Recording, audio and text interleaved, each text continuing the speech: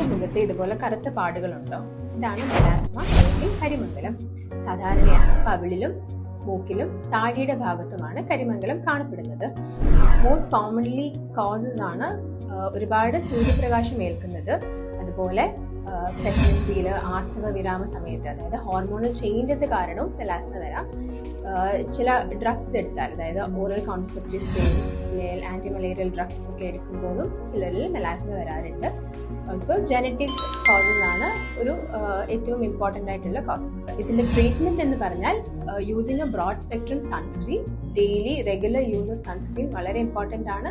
അതുപോലെ ഈവനിങ് ടൈമിൽ ഡീപിഗ്മെന്റിങ് ക്രീംസ് അല്ലെങ്കിൽ അതുപോലെ പ്രിസ്ക്രൈബ് മെഡിസിൻസ് എടുക്കുന്നതും, പിന്നെ പ്രൊസീജറൽ ട്രീറ്റ്മെന്റ്, അതായത് ലേസേഴ്സ് ഓർ കെമിക്കൽ പീലിംഗ് പോലത്തെ ട്രീറ്റ്മെന്റിലോട്ട് പോവേണ്ടി വരും.